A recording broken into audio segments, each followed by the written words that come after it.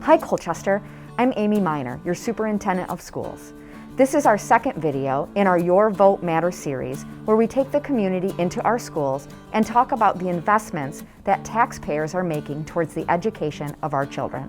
We hope that you will vote on the budget by mail or in person on Tuesday, March 2nd. That's 4/5, correct? The first video highlighted the challenges faced by the district from COVID-19. Administrators and educators have spent hours planning, creating, reworking, arranging, and designing logistics and curriculum to adhere to the reopening guidance from the Agency of Education.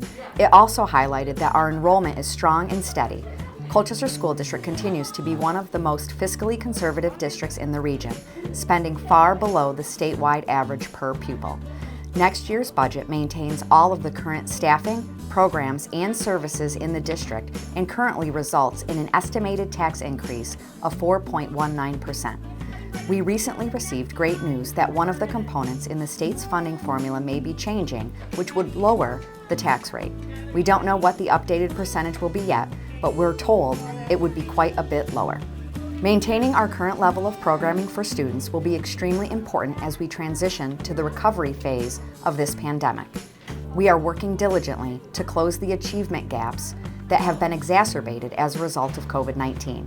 The social, emotional, and academic success of our students is a critical priority for our district. To grow two areas in our district while also being cognizant of taxpayer funding, next year we'll be using grants to fund a special educator at Colchester High School and a district-wide diversity, equity, and inclusion coordinator. This additional special education position will appropriately balance the number of special educators with student enrollment. Along with providing instruction to students with disabilities and collaborating with classroom teachers, special educators at the high school level also support students transitioning to post-secondary education, employment, and adulthood.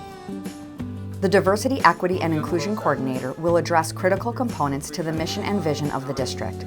Their primary role will be to coordinate equity work across the entire district by assessing and evaluating school systems related to diversity and climate and providing related consultation and training to employees. We are excited that both the special educator and the Diversity, Equity, and Inclusion Coordinator will be funded through grants and not affect the taxpayer's bottom line. When you vote either ahead of time by mail or in person on Tuesday, March 2nd, you'll see 3 school-related questions on the ballot.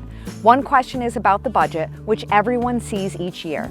The ballot language is set by statute and shows that the projected spending per equalized pupil is only 0.52% higher than the current year. Turning to Article 3, to set compensation, if any, to be paid to the school board directors. The other 2 articles are new this year. Typically, these votes happen on the floor at the in-person town meeting the evening before the vote. Due to COVID-19, town meeting cannot happen this year, so these questions have been moved to the ballot for voter approval. The first sets compensation for school board members and is proposed to stay at the current level.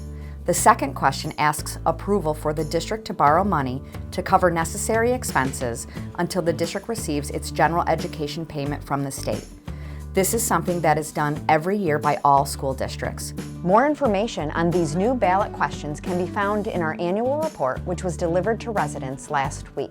Remember, you can vote early by mail or in person on Tuesday, March 2nd at Colchester High School. No matter how or when you do it, please remember to vote because...